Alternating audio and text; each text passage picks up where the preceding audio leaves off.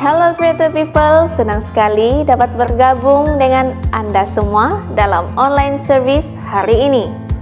Before we start, jangan lupa untuk like, share, dan subscribe YouTube channel IFCF Kota Kinabalu. Pagi ini saya akan menyampaikan pengumuman buat kita semua. Sebelum itu, senang sekali saya ingin mengingatkan kita bahwa kita akan memberi persembahan dan persepuluhan sepanjang pengumuman yang akan saya sampaikan.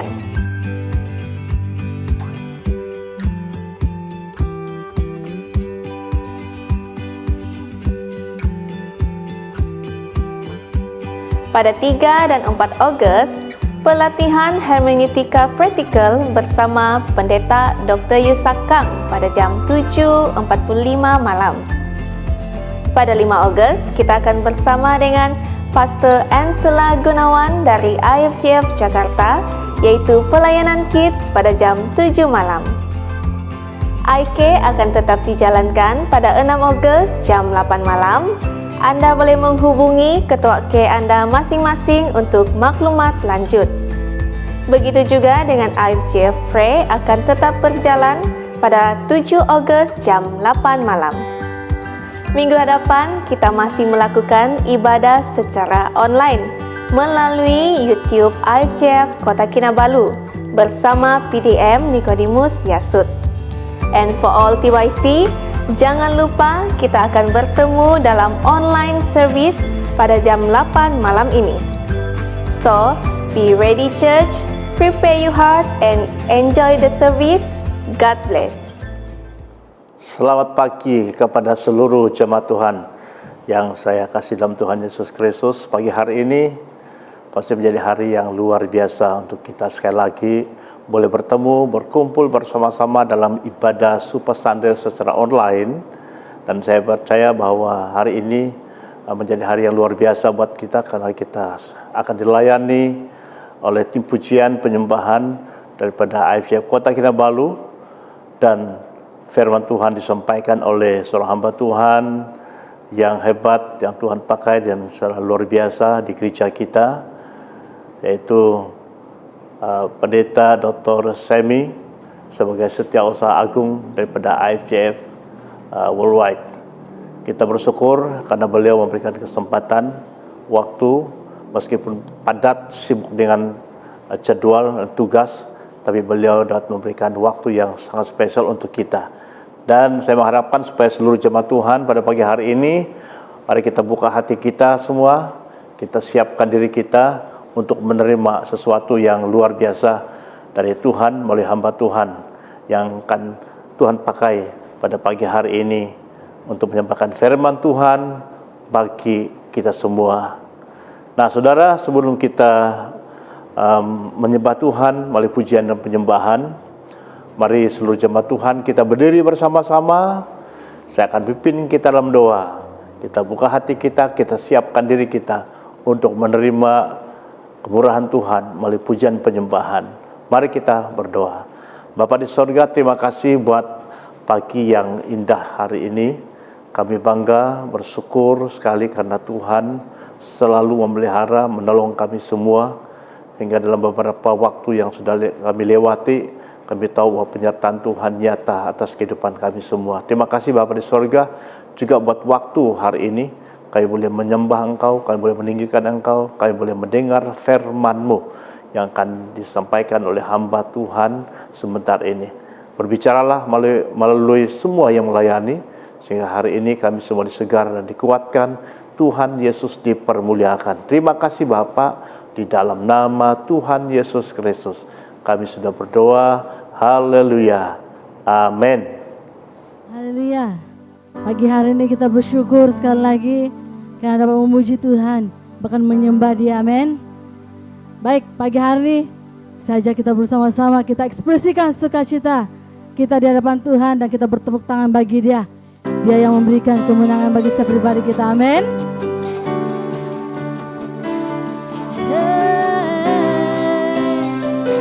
Mari kita agungkan Dia, Raja di atas segala raja, Jesus. Oh, oh.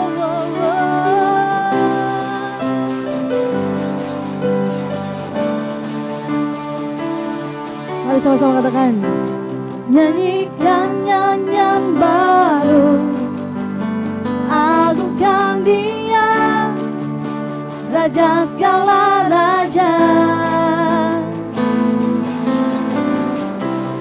Bumi sujud menyembah di hadapannya, Yesus Kristus Tuhan.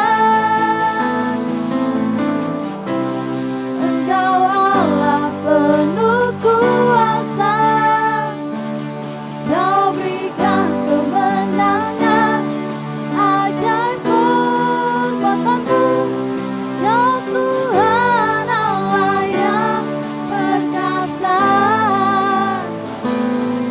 Tinggikanlah namanya, nyatakan kuasanya.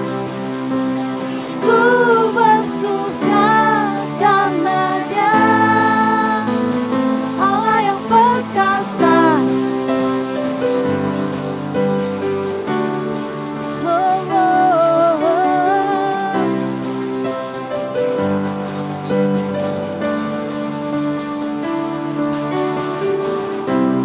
Nyanyikan nyanyian baru, agungkan Dia, Raja segala raja. Bumi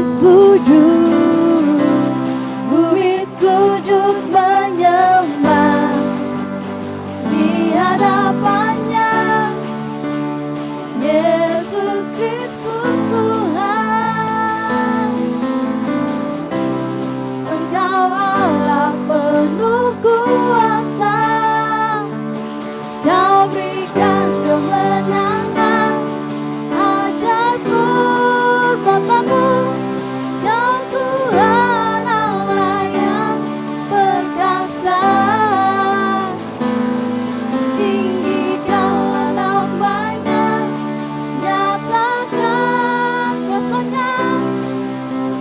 Ku bersuka karena Dia, Allah yang perkasa. Oh, oh, oh, oh, oh.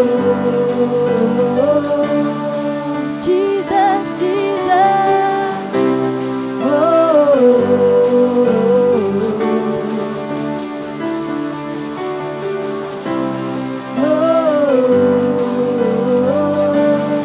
Katakan, Engkau Allah penuh kuasa, Engkau Allah penuh kuasa. Engkau Allah penuh kuasa. Semua, Kau berikan kemenangan, ajaib perbuatanmu, Kau Tuhan Allah yang perkasa. Tinggikanlah namanya, nyatakan kuasanya. Ku bersuka karena Dia, Kau berikan kemenangan, ajaib perbuatanmu, Kau Tuhan Allah yang perkasa.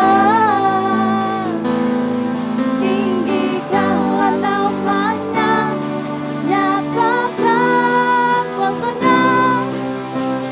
Ku bersuka karena Dia, semua Allah yang perkasa. Oh, oh, oh, oh, oh.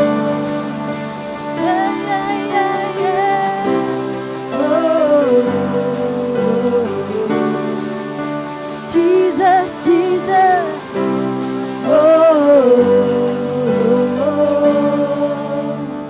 Haleluya. Dia Allah yang perkasa. Sangat tidak terbatas kekuasaan dan keperkasaanmu Tuhan di dalam kehidupan kami Bapa. pada pagi hari ini kita menyembah Dia, kita tinggikan nama Dia. Satu nama yang layak disembah, layak dipuji. Jesus.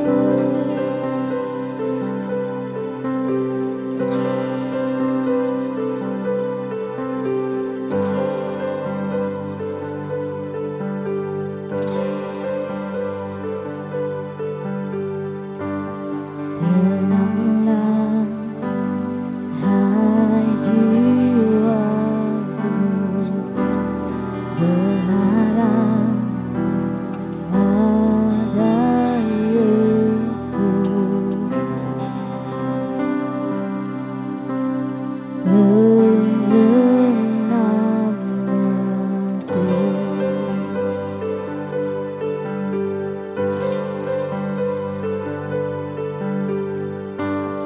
berserah hai jiwaku sepenuhnya pada Yesus. Penyelamatku,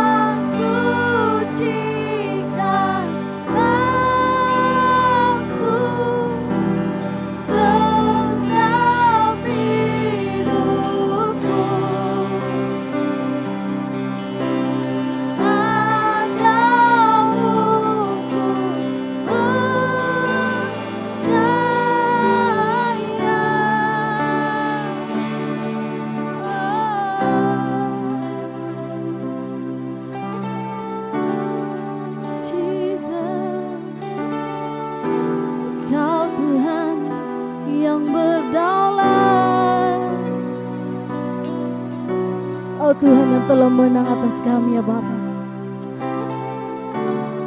Kau yang menjemurkan, Kau yang memulihkan di setiap situasi kami ya Bapa.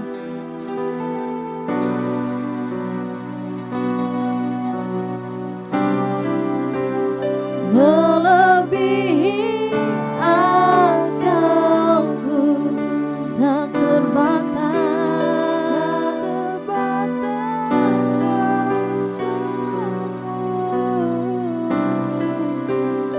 Oh Yesusku, ya Tuhan, yang sembuhkan, Tuhan yang pulihkanku, yang bebaskanku.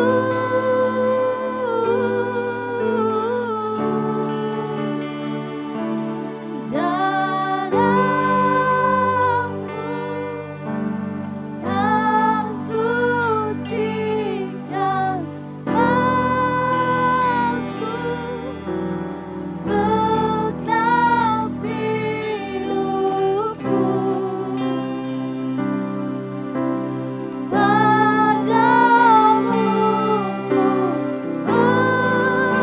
percaya, ya Tuhan yang sembuhkan, Tuhan yang pulihkanku, yang bebaskanku.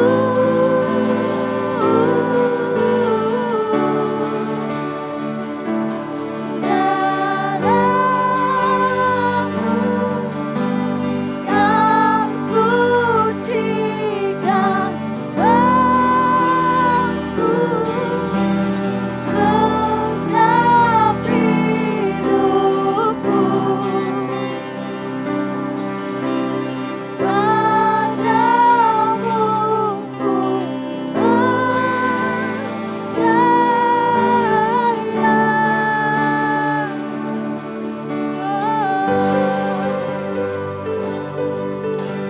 Padamu ku Padamu kami percaya Tuhan, tak terbatas kuasa-Mu.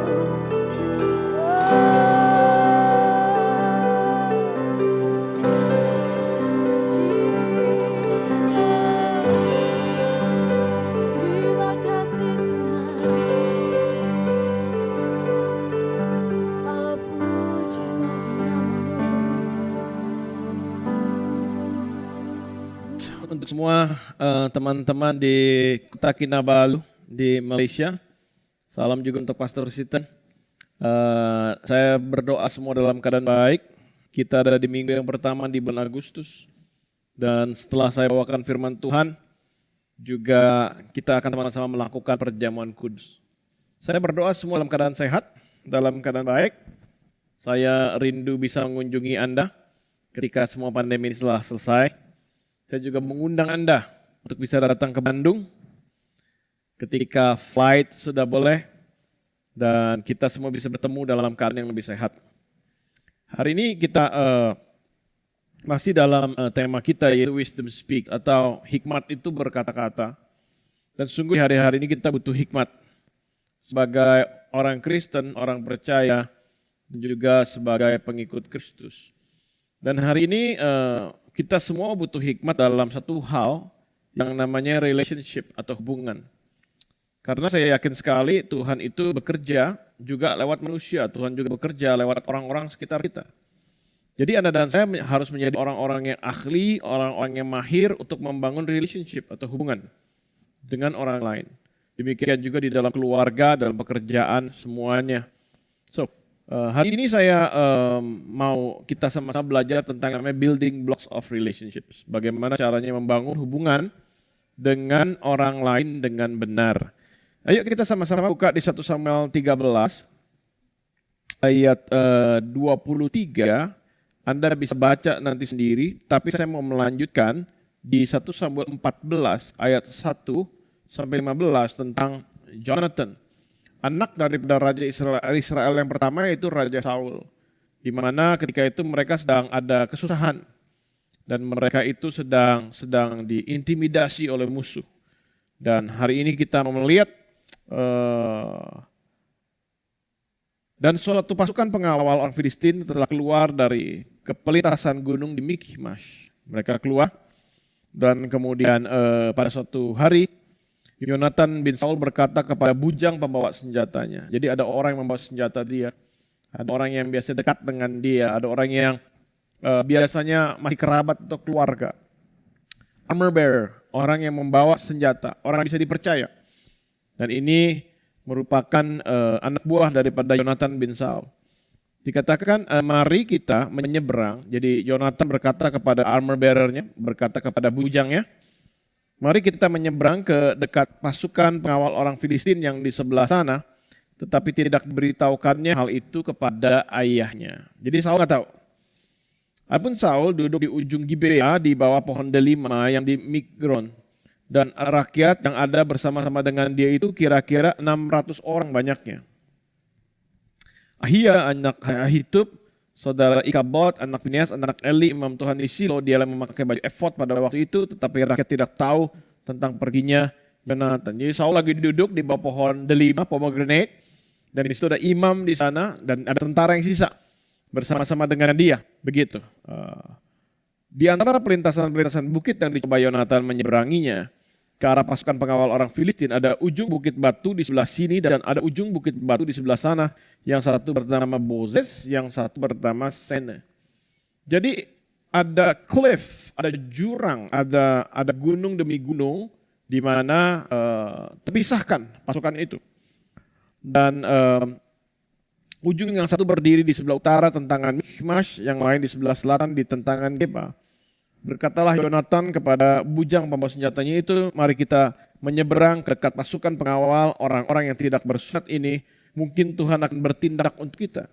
Jadi Yonatan bilang, ayo kita temui musuh kita orang Filistin. Jadi mereka harus nantinya naik ke gunung yang tinggi sekali.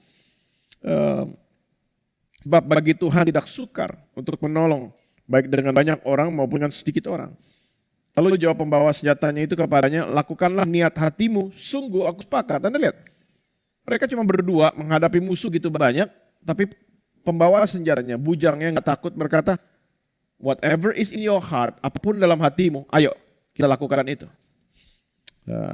Kata Yonatan, perhatikan, kita menyeberang ke dekat orang-orang itu dan memperlihatkan diri kepada mereka. Apabila kata mereka kepada kita begini, berhentilah sampai kami datang kepadamu, maka kita tinggal berdiri di tempat kita dan tidak naik mendapatkan mereka. Tetapi apabila kata mereka begini, naik kemari, maka kita akan naik. Sebab kalau demikian Tuhan telah menyerahkan mereka ke dalam tangan kita, itulah tandanya. Jadi Anda lihat, nggak ada strategi apapun. Dia cuma bilang kalau suruh berhenti, kalau suruh naik. Anda tahu bisa ada peperangan yang demikian terjadi tanpa perhitungan apapun. Dia hanya mempercayakan kehidupannya sama Tuhan. Ketika mereka keduanya memperlihatkan diri kepada pasukan pengawal orang Filistin itu, berkatalah orang Filistin, lihat orang-orang Ibrani keluar dari lubang-lubang tempat mereka bersembunyi. Orang-orang dari pasukan pengawal itu berseru kepada Yonatan dan pembawa senjatanya, katanya, naiklah kemari, maka kami akan menghajar kamu. Lalu kata Yonatan kepada pembawa senjatanya, naiklah mengikuti aku, sebab Tuhan telah menyerahkan mereka ke dalam tangan orang Israel. Maka naiklah, Anda lihat, mereka manjat tinggi sekali. Maka naiklah Yonatan merangkak ke atas dengan diikuti oleh pembawa senjatanya. Orang-orang itu tewas terparang oleh Yonatan, sedang pembawa senjatanya membunuh mereka dari belakang. Kekalahan yang pertama ini yang ditimbulkan Yonatan dan pembawa senjatanya itu besarnya kira-kira 20 orang dalam jarak kira-kira setengah alur dari sepembajakan ladang. Lalu timbullah kegentaran di perkemahan, di padang, dan di antara seluruh rakyat. Juga pasukan pengawal dan penjara-penjara itu gentar dan bumi gemetar sehingga menjadi kegentaran yang dari Allah. Dan sini kita melihat ya bahwa Jonathan itu dipercayai oleh bujangnya. Dia bukan saja bekerja sebagai pegawai daripada Jonathan, tetapi betul-betul dalam hidupnya dia memperlakukan Jonathan ini sebagai seperti guru dan murid, disciples. Bukankah kita semuanya adalah disciples of Christ? Bukankah kita semuanya adalah murid-murid Kristus? Dan di sini kita mau belajar apa bedanya antara menjadi murid dengan orang yang hanya sekedar mengikuti Yesus. Dan di sini kita mau belajar dari kehidupan Yonatan dan bujangnya, di mana ketika ada discipleship, ketika pemuritan, ketika ada relationship yang bagus, maka mereka bisa mendapatkan mujizat dari Tuhan. Dan dikatakan bahwa orang Filistin keluar dari Mikmash. Arti daripada kata Mikmash adalah hiding atau shadows atau sebuah bayangan. Jadi seringkali si jahat itu tinggal dalam bayangan dalam kehidupan kita. Seringkali si jahat itu tinggal dalam suatu shadow yang gak kelihatan. Kalau kita dengan jelas berkata bahwa apapun yang gelap harus dibawa kepada terangnya Tuhan. Dan di sini Tuhan ingin mengingatkan kita bahwa Dia sesungguh ingin ada terang dalam kehidupan kita. Dan kemudian di dalam Alkitab dikatakan bahwa mereka naik ke gunung. Mereka, Jonathan dan bujangnya, kalau mereka menuju orang Filistin, mereka harus naik, memanjat sesuatu yang sangat tinggi, gunung batu. Dikatakan di situ ada dua bukit, yang satu pertama Boses artinya tinggi menjulang, yang satunya itu berduri. Jadi Anda lihat, mereka ketika naik ke orang Filistin itu tinggi menjulang dan banyak durinya. So it's not an easy journey, itu kan sebuah perjalanan yang mudah, tapi perjalanan yang sulit. Dan seringkali orang Kristen ditantang untuk bisa menaklukkan musuh. Dari pikiran, dari emosi, dari hati, secara spiritual. Dan kita harus belajar untuk menaklukkan musuh kita. Meskipun tinggi, meskipun menjulang, kita harus belajar untuk mendisiplinkan diri kita. Karena jika Tuhan di pihak kita, siapakah lawan kita? Dan di situ saya rasa betul ya. Segala sesuatu dalam kehidupan kita ini yang memang harus dibereskan. Saul dia diam-diam saja, dia nggak mau berperang. Saul dia cukup duduk di bawah pohon delima, ada imam di situ, ada 600 rakyat, dia merasa sudah oke. Dia merasa hidupnya sudah tenang. Dan dia berkata sudah nggak harus bertempur lagi. Tapi Jonathan berkata bahwa apapun yang memang harus diselesaikan, apapun yang memang harus dibereskan, urusan dalam kehidupan kita itu harus dibereskan. Sehingga itu yang dia lakukan di dalam kehidupannya. Hari ini apa yang harus dibereskan dalam kehidupan Anda? Apa Filistin dalam kehidupanmu? Apa sesuatu yang memang Tuhan bilang suruh musnahkan, tapi engkau masih simpan? Dan hari ini jangan seperti Saul, yang hanya duduk di bawah pohon delima, tidak melakukan apapun. Yang penting saya banyak teman, yang penting ada 600 orang dekat saya, yang penting ada imam. Kesannya beragama, kesannya religious, kesannya patuh sama Tuhan, tetapi dia tidak melakukan apa-apa. Saya yakin sekali bahwa iman tanpa perbuatan adalah mati, dan saya hari ini berdoa Anda semua mengerti bahwa harus ada yang namanya the sense of urgency. Satu rasa di mana segala sesuatu memang harus diurus. Ada hal yang memang harus dibereskan antara kita dengan Tuhan atau dengan orang lain. Dan saya rasa betul Tuhan menghendaki umatnya Anda dan saya untuk ada kekudusan. Karena itu dikatakan bahwa tidak tahukah kamu bahwa kamulah bangsa yang terpilih, imamat rajani, umat yang kudus, kepunyaan Allah sendiri. Jadi apa yang masih perlu dibersihkan dalam kehidupan kita? Kalau memang kita perlu merayap ke atas, kalau kita memang itu tinggi sekali, kalau memang musuh banyak, kalau memang segala hal itu kelihatannya sulit, minta bantuan Tuhan.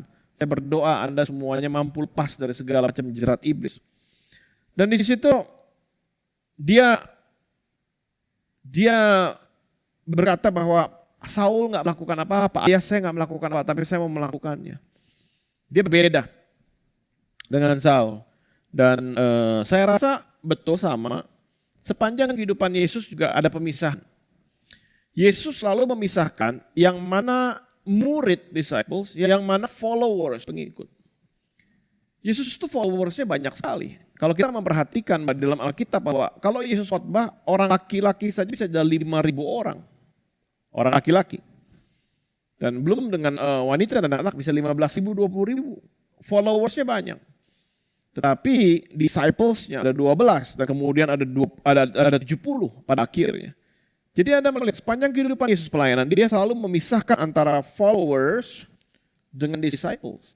Dan hari ini semua menantang Anda. Jangan cuma jadi followers Jesus. But you and I, Anda dan saya harus jadi disciples-nya Jesus. Dan itu merupakan sesuatu yang sangat berbeda sekali. Yesus selalu mengajak murid-muridnya ketika dia capek. Maka dia berkata, marilah kita bertolak ke seberang, marilah kita naik perahu menyusuri Danau Galilea. Dia nggak ajak 5.000 orang, dia cuma ajak 12 orang. Dan kemudian ketika followersnya lapar, maka Yesus berkata, kamu harus memberi mereka makan. Dia berkata kepada disciplesnya. Dan saya rasa betul ya, it's a personal decision untuk menjadi disciple. Seperti bujang ini, bujangnya Yonatan, it's a personal decision, dia mau ikuti Yonatan. Gak ada yang bisa memaksa Anda untuk jadi murid Yesus. Tetapi it's a personal decision, Anda sendiri harus mau mengikuti Yesus. Di Matius 16 ayat 24, Yesus berkata begini, lalu Yesus berkata kepada murid-muridnya, setiap orang, so it's a personal decision, keputusan pribadi sekali. Setiap orang yang mau mengikut aku, ia harus menyangkal dirinya, memikul salibnya, dan mengikut aku. So it's not your father's decision, bukan keputusan papamu, bukan keputusan mamamu, bukan keputusan pendetamu, it's your personal decision. Keputusan pribadi, apakah Anda mau mengikuti Kristus atau tidak. Dan di sini saya rasa betul bahwa semua murid adalah pengikut. All disciples are followers. But not all followers are disciples. Tapi tidak semua pengikut adalah murid. Dan saya rasa kita harus membedakan ini di dalam kehidupan Anda dan saya. Dan saya rasa seringkali sulit untuk membedakan yang mana murid dan yang mana pengikut. Karena seringkali kelihatannya sama. Mungkin cara berpakaiannya sama, cara nyanyinya sama. Dan kemudiannya kalau kita boleh ibadah dalam gereja, semuanya ini kelihatannya sama. Tetapi dalam kehidupan sehari-hari akan kelihatan bedanya yang mana murid, yang mana pengikut. Sekali lagi saya berdoa, Anda enggak cuma jadi pengikut, Anda menjadi muridnya Yesus. Seperti bujang ini yang membawa senjatanya Jonathan. Dan saya rasa yang membedakan adalah motivasi. Bujangnya Yonatan, dia mengikuti Yonatan tanpa pamrih. Tanpa mau sesuatu kembali dalam kehidupannya. Yesus juga, murid-muridnya mengikuti Yesus dengan sukarela dan sukacita. Mereka mempunyai motivasi yang benar. Saya berdoa, semua dari kita mengikuti Yesus, kita pun memiliki hati dengan motivasi yang benar. Kita mengikuti Yesus bukan hanya untuk mendapatkan sesuatu, tetapi kita mengikuti Yesus karena kita mencintai Dia. Jadi ada bedanya. Saya berdoa setiap dari kita hari ini menguji hati kita, menguji motivasi kita. Bagaimana cara kita mengikuti Tuhan. Saya rasa a follower, pengikut itu want something. Seorang pengikut itu mau sesuatu. Orang-orang mengikuti Yesus, mereka butuh roti, mereka ikutin Yesus. Mereka butuh Yesus jadi political figure. Karena itu Yesus ketika masuk Yerusalem di Minggu Palem, dia disoraki sama orang, Hosana, Hosana, Hosana. Karena mereka pengen dia jadi political figure.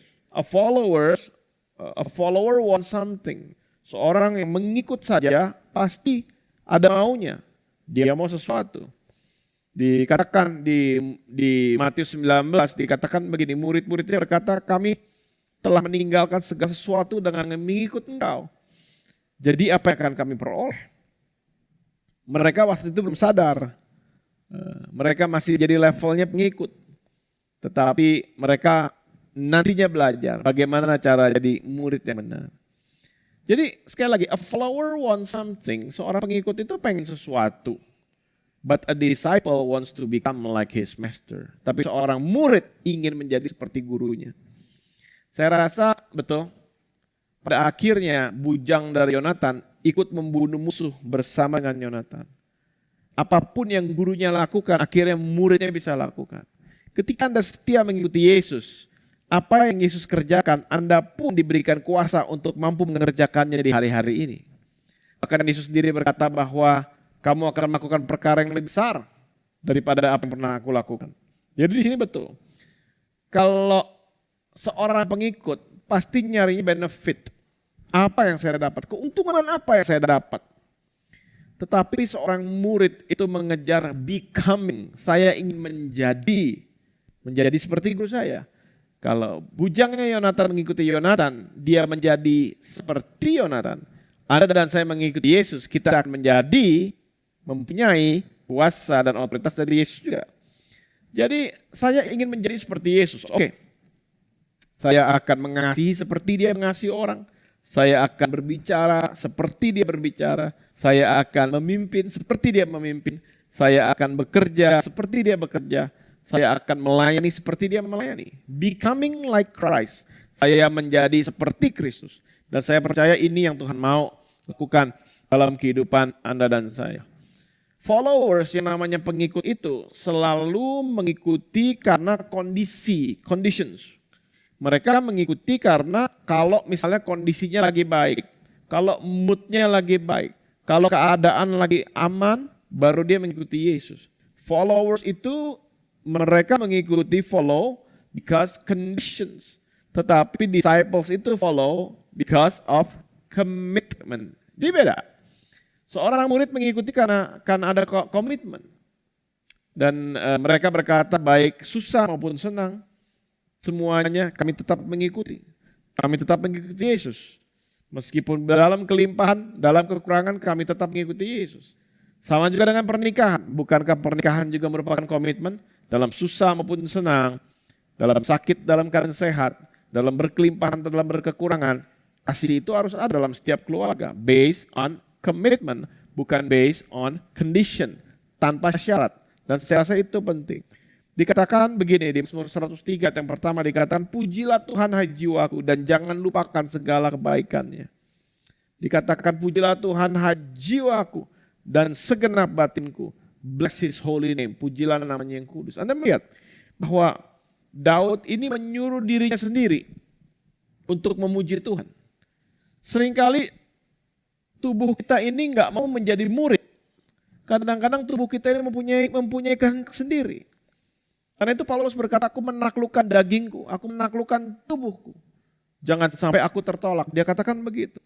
Jadi saya rasa betul di dalam kehidupan Anda dan saya, seringkali kita mengalami ini.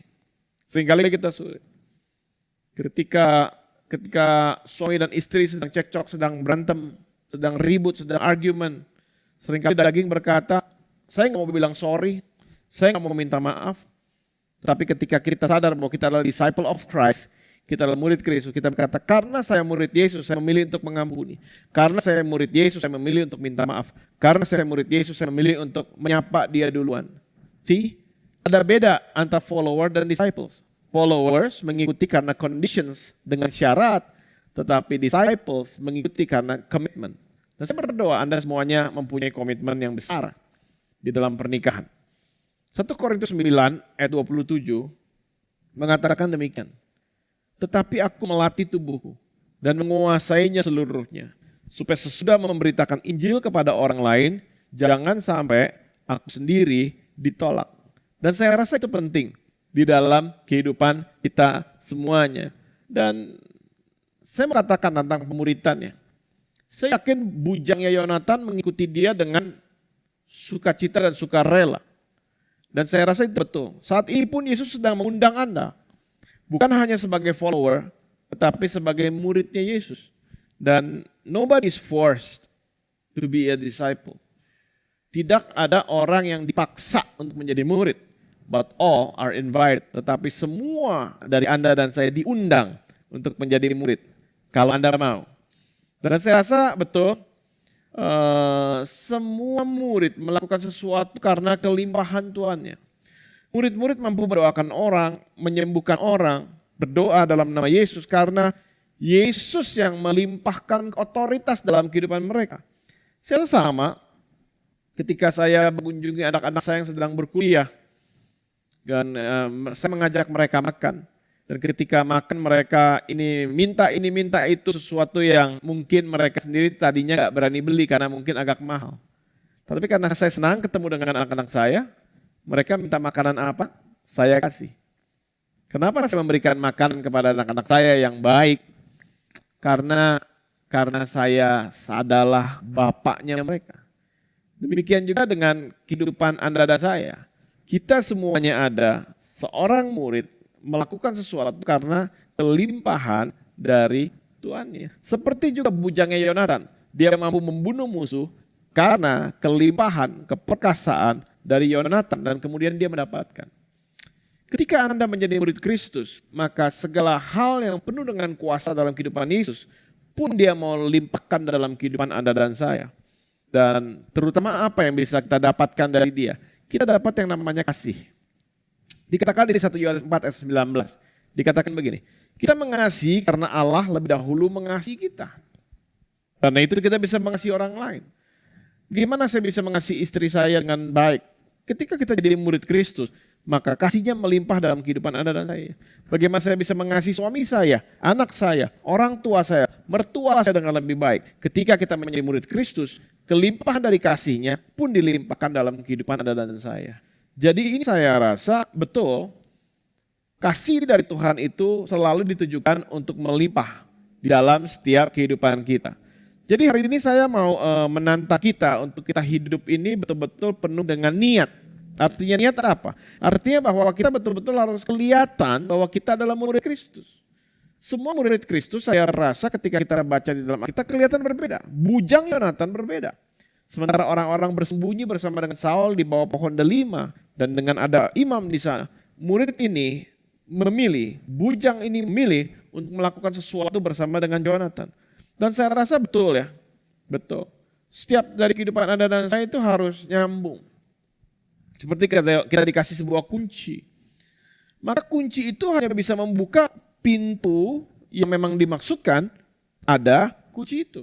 Kita memang kalau punya kunci, kita nggak bisa membuka segala macam pintu. Tapi kunci ini hanya bisa untuk membuka one lock, one specific lock.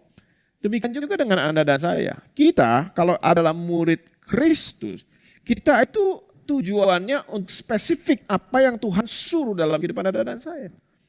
Seorang murid nggak bisa memilih misinya sendiri. Seorang murid tidak bisa memilih keuntungannya sendiri. Tapi sebagai murid Kristus, kita harus belajar untuk menyenangkan Tuannya, menyenangkan Yesus dalam kehidupan Anda dan saya. So live with undeniable intentionality. Betul-betul harus dengan sebuah keputusan yang mantap sekali.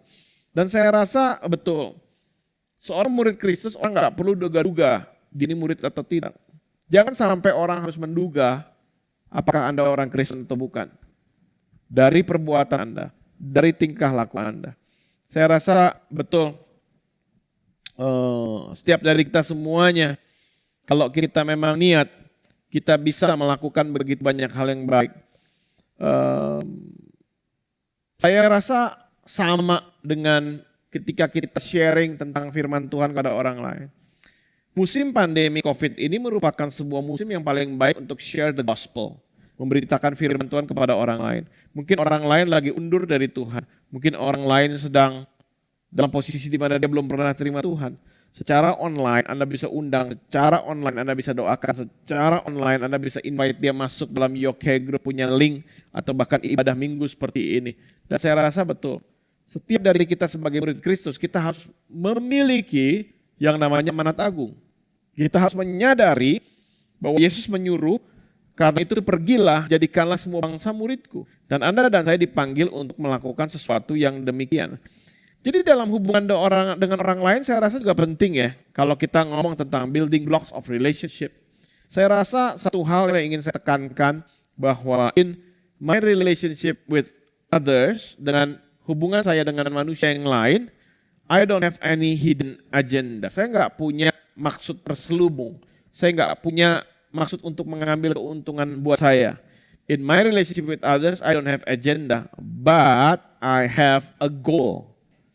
Saya nggak cuma mau jadi berteman dengan orang tanpa punya tujuan. Begitu banyak Anda lihat dalam handphone kita, ada begitu banyak nama. So many relationships have no goals. Begitu banyak hubungan itu tanpa tujuan. Tetapi saya rasa bahwa saya nggak punya agenda untuk keuntungan sendiri, tetapi saya punya goal. Saya punya tujuan. Bahwa suatu kali karena kenal dengan saya, mereka akan menerima Yesus sebagai Tuhan dan Juru Selamat. Menurut saya ini penting sekali. Anda harus menyadari bahwa itu sesuatu juga yang penting buat Tuhan.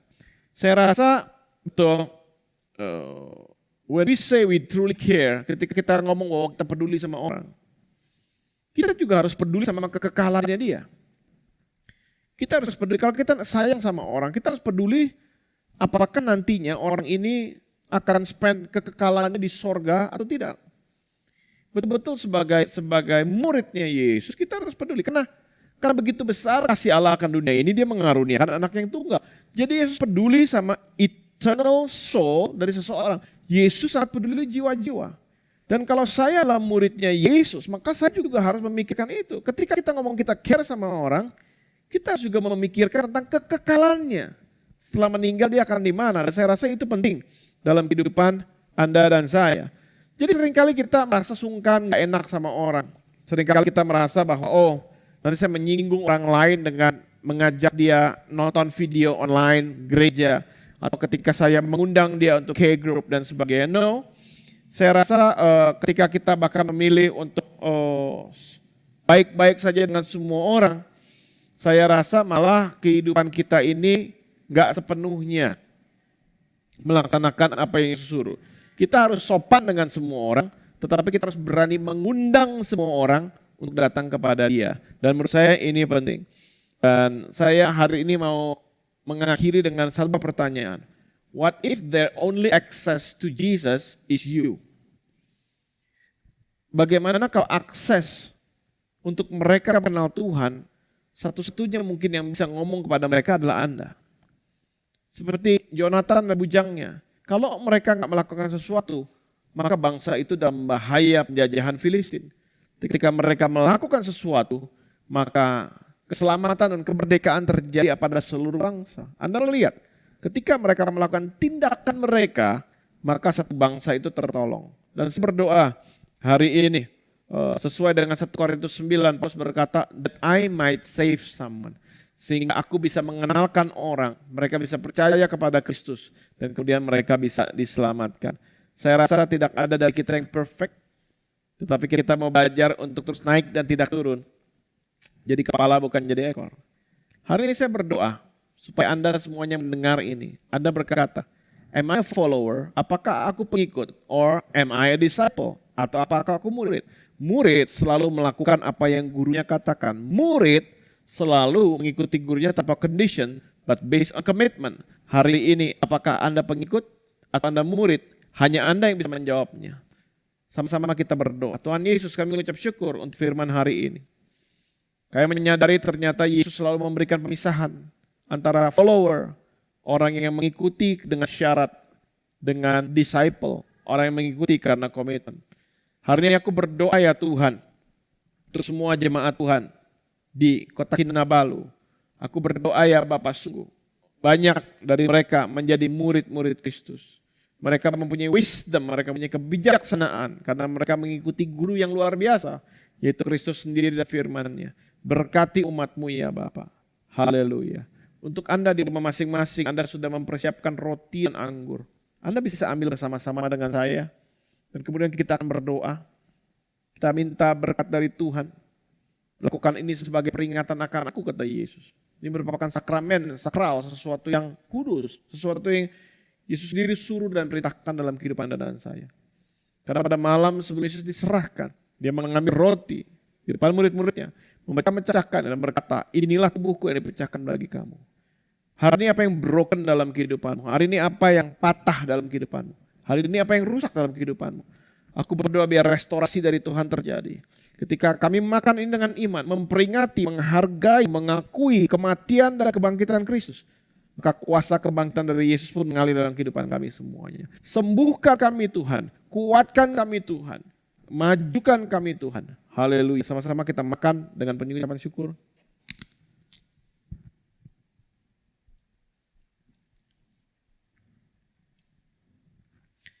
Dan kemudian dia mengambil cawan berisi anggur dan berkata, inilah darahku yang tercurah bagi kamu. Anda bisa pegang cawan di tangan masing-masing. Aku berdoa ya Tuhan hari ini ya Bapak, biar sungguh Tuhan, kuasa darah-Mu meliputi kami semuanya Tuhan. Kalau ada yang sakit kami berdoa saat ini oleh bilur-bilur-Mu, maka kami menjadi sembuh.